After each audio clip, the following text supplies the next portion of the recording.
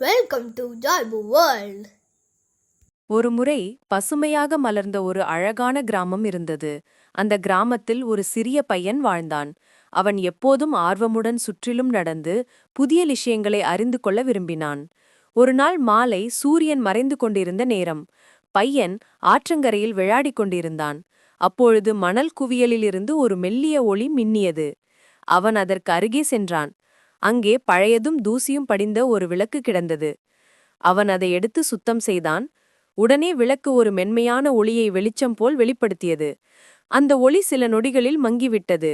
பையன் அதிசயமாக அதை பார்த்து அதை வீட்டில் வைத்து விட்டான்.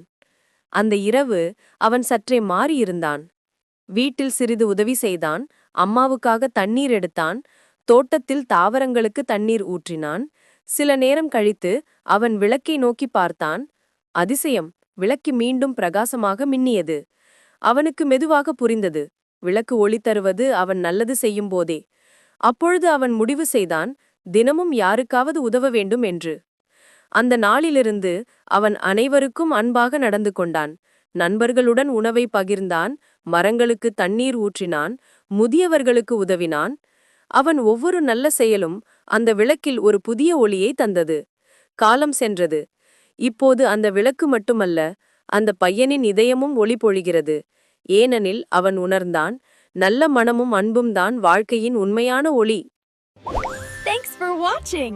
Subscribe for more Joybu World fun.